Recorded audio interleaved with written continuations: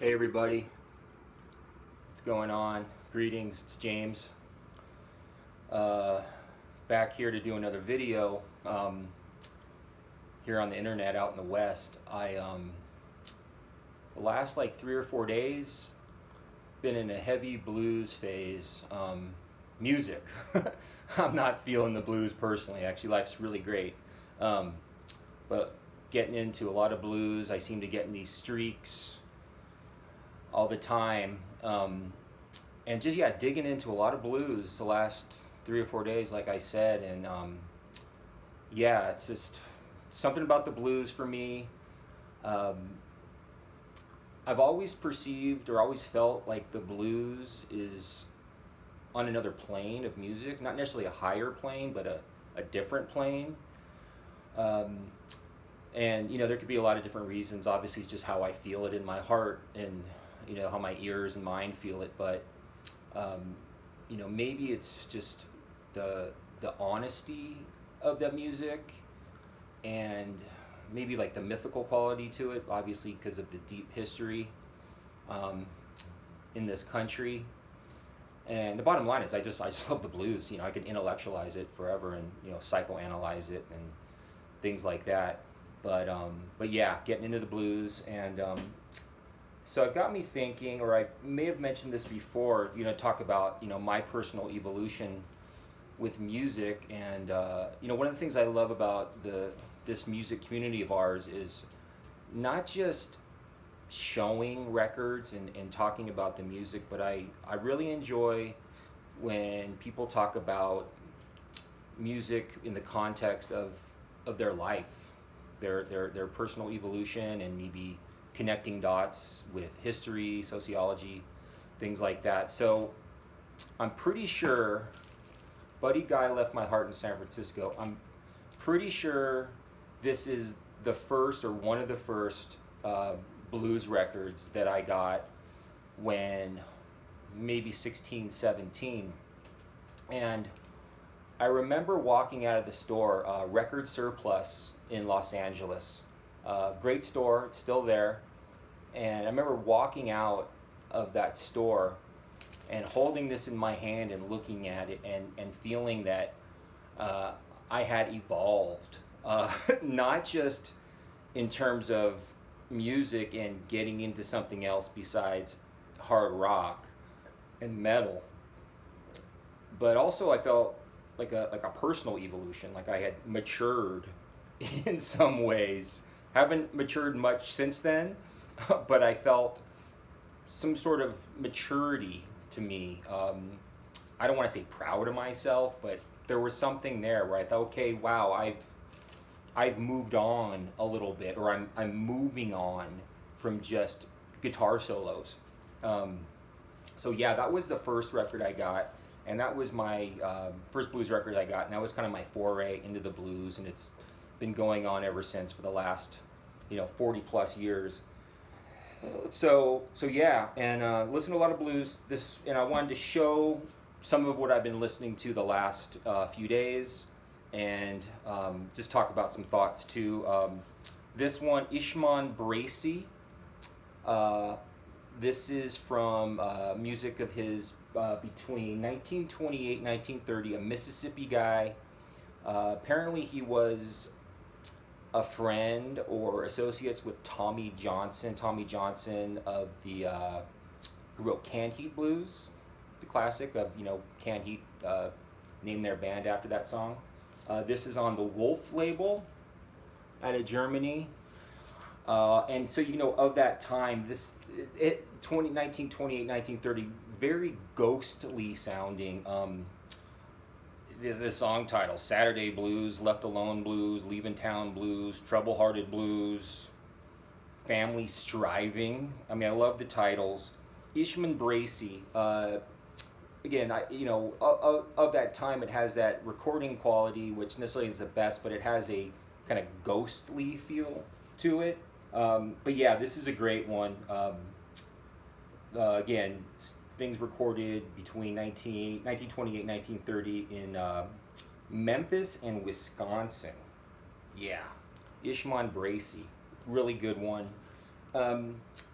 Another thing that I was talking to Sherv recently about all this stuff, and both of us always feel like the blues doesn't really get a lot of attention, not just within our music community, but just in the general populace. And I mean, it's interesting because I thought about it, how there's revivals of music that becomes part of pop culture or becomes trendy. So you think about, obviously there was the 60s blues revival when college kids in the States were getting into the blues. A lot of these guys were getting rediscovered. Skip James, Mississippi John Hurt, Fred McDowell, and they're playing on college campuses, and at that time, or a little bit before then, musicologists and people like John Fahey are going out, like, actually looking for these people. So it became popularized. Wasn't Fahey, I think he was the guy, I'm maybe wrong on this for sure, someone out there knows, but wasn't Fahey the guy who found Son House working as a janitor in Rochester, New York? I could be wrong on that. There's a possibility, but there's something like that. But anyway, so that was happening in the 60s in the States, and obviously you had the British blues revival in the 60s as well, and Clapton and Beck and Page and Mick Jagger, Keith Richards, Rod Stewart, all these guys who were discovering the blues and melding into their own blues rock.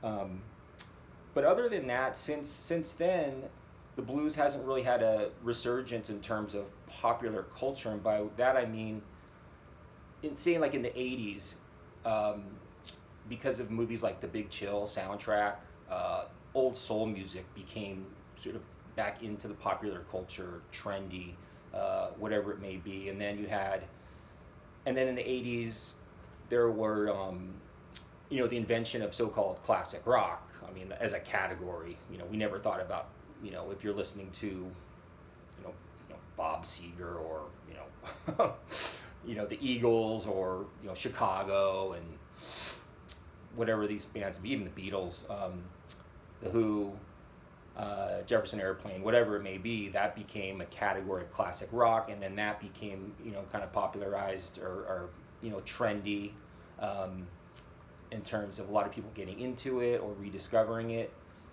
And maybe there's some other things like that too. I think you know what I'm getting at, but the blues has never really had that resurgence in the masses. There were certainly blues, new blues artists in the 80s.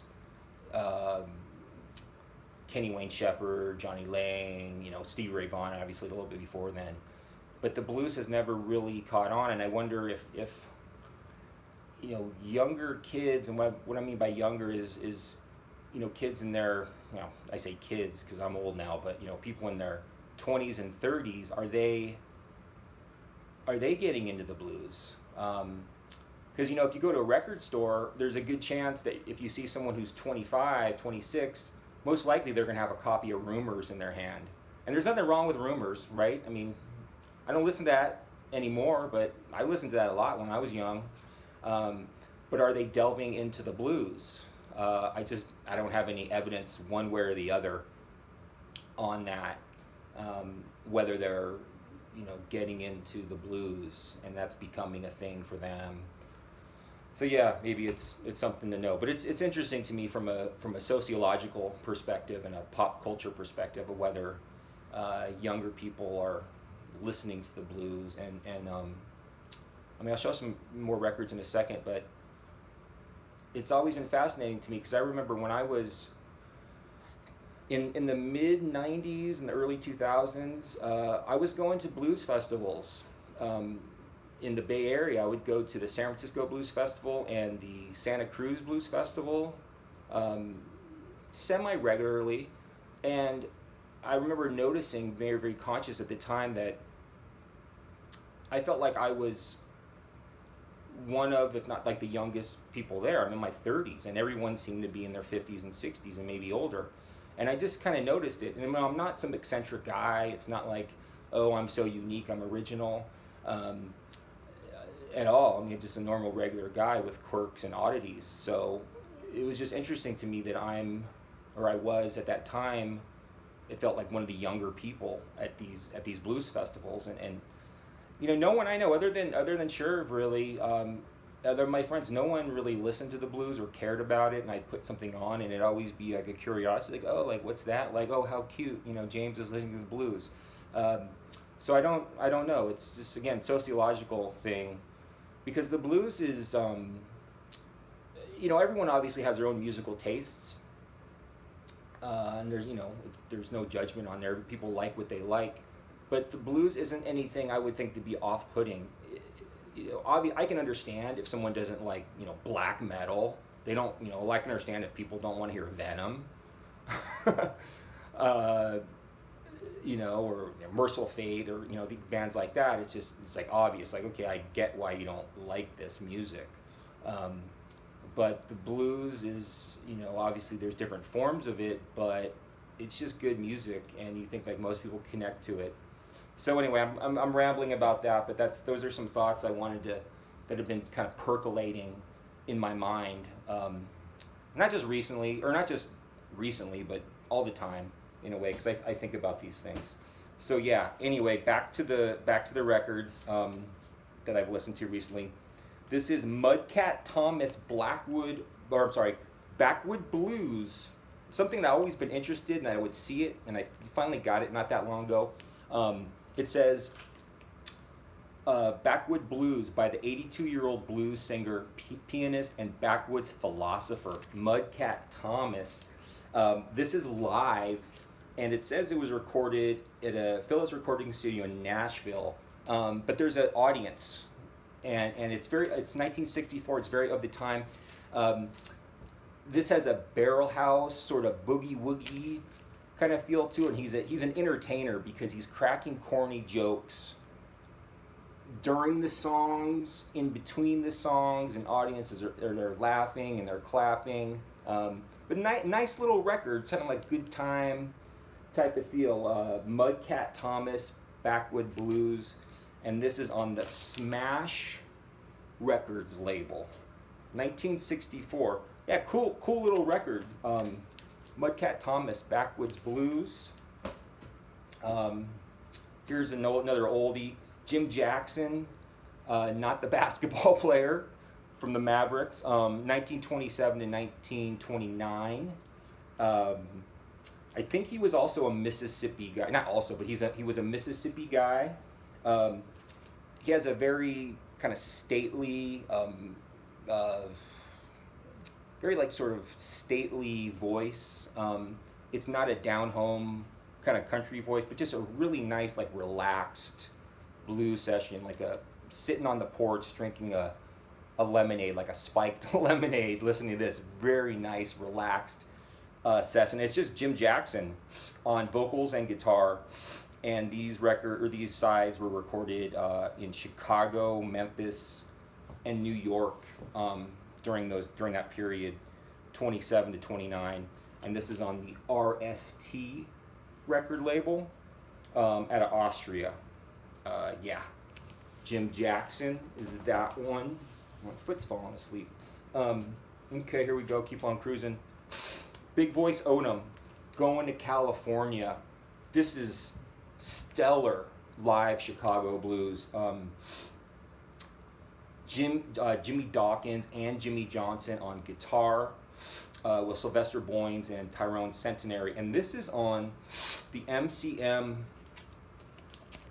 label out of France. They didn't do a lot of this series. There's maybe 20 releases, something like that, maybe a little bit more, but these are all, I mean, to me, this series is the definitive live Chicago blues, just gruff and gritty.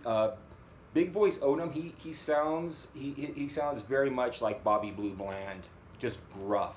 And there's a song on here, Going to California. It's not Zeppelin. Just, man, I mean, the energy that comes through this guy's voice is incredible. And Jimmy Dawkins on guitar, he just tears it up. but this is a killer one. Big Voice ODM. Yeah, look for this whole series. These are really good. And here's a comp I threw on, a Yazoo Going Away Blues. This is all stuff recorded between 26 and 35. Some names on here, a lot of names I'm not familiar with. It has Frank Stokes, Robert Wilkins. Yeah, but you can get a sense of what the stuff is like on the Yazoo releases. Just good old blues. Yazoo rules, doesn't it? Yazoos are great. Here's one that I just got at Scotland. I showed this about a week ago. Mississippi Fred McDowell live in London. I finally put this on and I actually read the notes. So it's a little misleading because it says in London, and I know the cover shot. Obviously sometimes they're taking shots from other things. It doesn't mean it's actually from the show. But this is live in the studio. And it's cool because it's almost like he's doing a show in front of an audience because he's doing a lot of talking and storytelling before the songs. But it's Mississippi Fred McDowell on electric. Yeah, really, really nice one. Live in London, where it's live, it's in the studio though, no audience. Fred McDowell is that one. Lonnie Johnson, one of my favorites. And this is him with Blind John Davis, Blues for Everybody. This is on the Oldie Blues label. This has kind of a bar room kind of feel to it because it's just Blind John Davis on piano and Lonnie Johnson on guitar and vocals. Nice relaxed setting. Lonnie Johnson, he's been one of my favorites for a long time, and I was thinking about it today when I was listening to this, is if our country wasn't so steeped in racism, still is, but even back then, in the 20s, 30s, 40s, it was really bad. I feel like Lonnie Johnson, because of his voice, he has such a sweet voice, very different from a lot of other blues singers, very, very sweet and resonant, and I feel like it could appeal to a lot of people. It feels like Lonnie Johnson could have been popular. I mean, in terms of selling millions of records and being on TV shows and all these things. He was working. He would put out records, but then he'd have to go jobs. He was a janitor and he worked at factories and like a lot of these other cats back then. Nice relaxed setting. Lonnie Johnson and Blind John Davis. But yeah, Lonnie Johnson, I feel like if the situation was different, I feel like he could have been. I don't want to say as popular as Sinatra, but I felt like he could have been more popular where the average person would know the name Lonnie Johnson. He's great. And anyway, sorry, this album was recorded, or these songs were recorded between 1942 and 1946. Yeah. And this is on, I already talked about it, it's on the Oldie Blues label, but I love that cover. So Lonnie Johnson, great. He has tons of albums. Get one of those. I want to take forever here. Here's another one I listened to, Angola Prison Blues, Robert P. Williams, mostly. Robert P. Williams, mostly, because there's a few other artists on here. Hoagman, Maxey, Guitar Welsh do a song or two, but it's mostly Robert P. Williams. Dark. This is dark and haunting, and Robert P. Williams, he had a troubled past. This is stark, raw, electric chair blues. I mean, is there anything more you need to say? Prisoner talking blues. Motherless children have a hard time. I'm gonna leave you, mama. I'm lonesome blues. Robert Pete Williams. He's one of the best.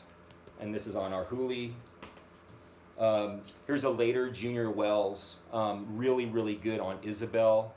And it has the classic Rick Ballard sticker.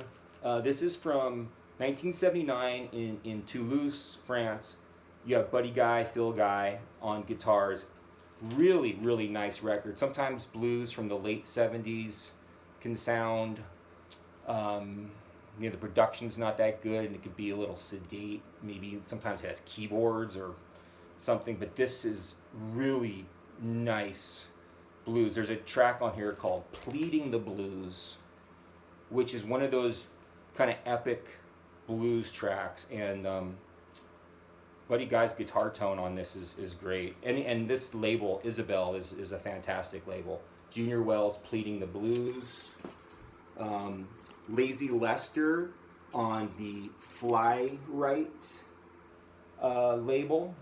And it's all part of this. There's all these Jay Miller sessions that are out there on this label. This has kind of a blues, kind of slash R&B feel to it. Old, like post-war R&B feel to it. I think this is for 1954, or these sessions were recorded in 54. It says it somewhere here in the notes. Lazy Lester, and the name of the album is called They Call Me Lazy, like that. J.B. Hutto and the House Rockers.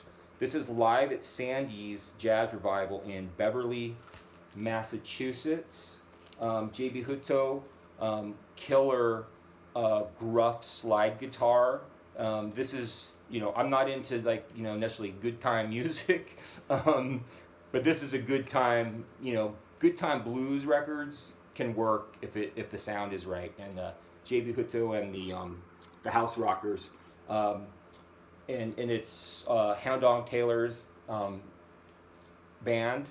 You have Brewer Phillips and Ted Harvey, and then you have additional players, Mike Harris on bass and Mike Allen says guest pianist. But yeah, 1977 live, J.B. Hutto. Speaking of Son House, this is the classic, legendary 1941 and 42 recordings. Yeah, what do you say about Son House that hasn't been said? This is interesting. It says our Hooli, but it also says folk lyric records.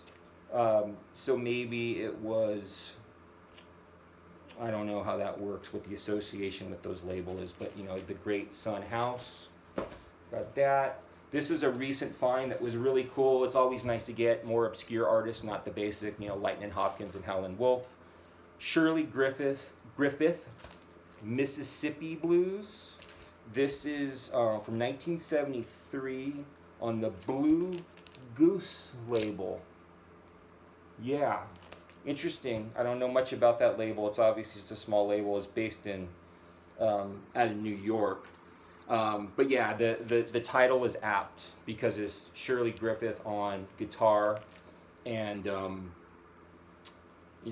One Room Country Shack, Bad Luck Blues, Flying Eagle Blues. So if you like Delta Blues, this is great. Shirley Griffith, Mississippi Blues. Crank through here, and I mentioned Jimmy Dawkins earlier. He's one of my favorite, of all musics and guitar players. Jimmy Dawkins, All for Business on Del Mark. Jimmy Dawkins, his guitar playing just in itself, he could have been. It seems like he could have been hired by a rock band because he's a blues player, but he has rock power to his playing too, and the combination of his voice and guitar playing, he's kind of like a triple threat. Like in rock, you have these guys who are triple threats, who they sing, they play guitar, and they write the music. Jimmy Dawkins, All for Business. This is killer. All Jimmy Dawkins on Delmark is great. 1973, you have Otis Rush on second guitar. Big Voice Odom sings on this too. But yeah, some of these songs, Welfare Blues, Down So Long, great. Jimmy Dawkins. And a couple more go. Speaking of Jimmy Dawkins, he's on this one too. Carrie Bell's Blue Harp, also on Delmark. Um, you have Pine Top Perkins on this. Eddie Taylor plays a little bit too. Chicago Blues, Delmark, Cary Blues on harmonica. Excuse me. And this is this doesn't have a year on here, but I imagine this is maybe, you know, by the look of it, maybe 72, 73, something like that. And but yeah, I've listened to tons of blues the last number of days, and just, you know, it's going to keep going on until it doesn't. and then the last one I pulled out of the recent stack is J.D. Short here. Just J.D. Short on vocals and guitar. He was a Mississippi guy as well, and so it's a Delta blues type of thing. And this is on this Legacy of the Blues series. I call these the albums with the map, because they all have the map around the edges of the cover. And this stuff was recorded in 1962, and the notes and this GNP crescendo, although these were originally put out on the Sonnet label in Sweden, and Sam Charters, who wrote some really classic books. I know he wrote the book The Country Blues, which came out in the 60s, I think. He wrote all the notes, and I think he was part of the putting together of this series. And his writing is really beautiful. And a long time ago, I was reading something about Sam Charters, and really interesting cat. He was, again, one of these people who was going out and trying to find people and artists and get their music out to the public. And it was a great quote. He talked about how he really cared deeply about the racial situation in the States. He cared deeply about it. Was really bothered by the inhumanity of the racial situation here. But he felt like he didn't want to get into politics. He wasn't interested in politics. He didn't have the energy or the strength or the spirit for it. So he felt that his contribution to getting things, you know, his contribution to creating some kind of justice or equality would be by getting this music out to the public, so people could connect to the music and therefore connect to what African Americans were going through. And a really interesting way he had of looking at things. And he did contribute, because of him, a lot of artists were rediscovered by the public. So really cool guy. And he spent a lot of time. He moved over to Sweden at some point and to work on these projects, and he spent the rest of his life there, and he passed away in Sweden. So yeah, it's almost 30 minutes here. I didn't really want to take too long. J.D. Short, really good one. So yeah, that's it. Yeah, I just want to talk about the blues and kind of maybe get a conversation going, and really interested to see what people have, you know, what your opinions are or your perspectives are, and why the blues, the station it's at in culture. Because yeah, you know, I just feel like it doesn't make sense to me, but it's okay. People like what they like. Yeah, all right. Rambling's over. Thank you for watching. Take it easy. Later.